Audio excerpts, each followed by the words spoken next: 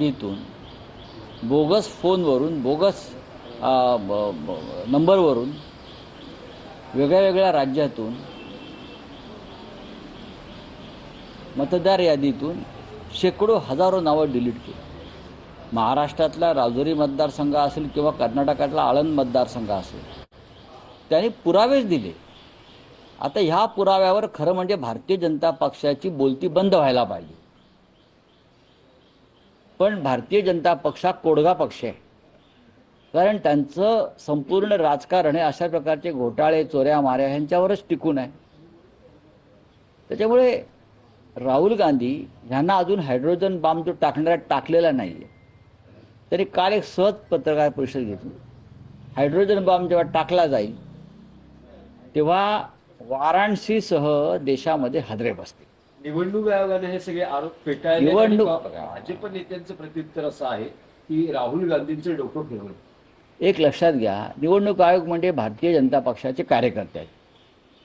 म्हणजे आपल्या मुंबईत जसे त्यांचे काही कार्यकर्ते आहेत, नवीन नवीन लोकांनाच असतात बोलायला, किंवा दिल्लीमध्ये, तसं भारतीय जनता पक्षानं निवडणूक आयोगात त्यांचे प्रवक्ते ठेवलेले आहेत। भारतीय जनता पक्षाला यात पडण्याचं कारण नाही।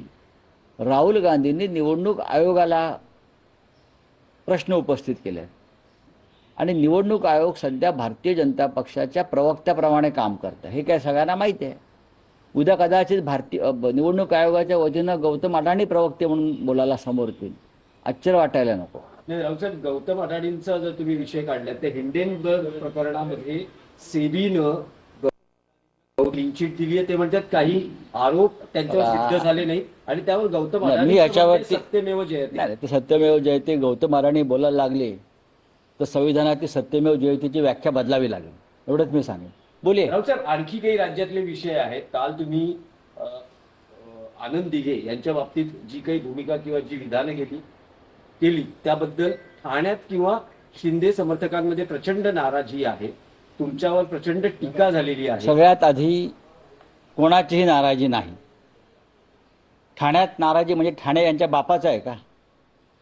ठाणे शिवसेनेचं आहे, बाळासाहेब ठाकरेंचं आणि आनंद दिघे यांच्या शिवसेनेचं, यांच्या शिवसेनेचं नाही।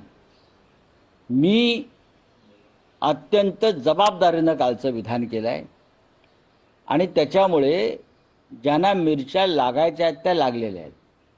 तुम्ही आनंद दिघे साहेबांचा फोटो हा मोदीपेक्षा मोठा घ्या ना।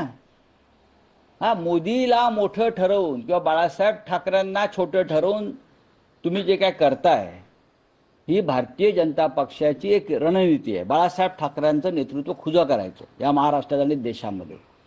एक लक्षात घेतलं पाहिजे, काल ज्यांनी माझा निषेध केला, मी त्यांचं स्वागत करतो। हे कोण आहेत? हे सगळे गद्दार आहेत। हे सगळे एक नंबरचे शिवसेनेतून बाहेर पडलेले गद्दार आहेत।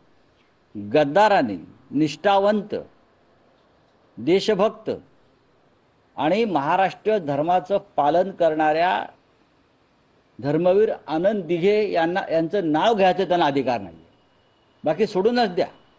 हे त्यांच्या नावाचं राजकारण करतात। आनंद दिघ्यांनी आमच्या कधी शिवसेना विकली नाही। व्यापाऱ्यांना, बिल्डरांना, शहा मोदी यांच्यासारख्या राजकीय व्यापाऱ्यांच्या पायावर आनंद दिघ्यांनी कधी शिवसेना ठेवली नाही। आनंद दिघ्यांवरती अनेक संकट आली, त्यांना टाळाही लावला, म्हणून ते शेपूट घालून त्यांनी पक्षांतर केलं नाही गांडूसारखं। हे जे स्वतःला दिघ्यांचे शिष्य वगैरे समजतायत ना, त्यांनी कधीही आनंद दिघे साहेबांनी, त्यांच्याने आमचे सगळ्यांचे संबंध होते चांगले। हे कालची पोरं आहेत सगळी, हां, हे बाहेर उभे राहणारे रस्त्यावरची पोरं आहेत सगळी ही आता काल आले ना, हे टेमिनेकाच्या बाहेर टपोरी करणारे सगळे पोरं आहेत। त्यांना आतमध्ये प्रवेश नव्हता।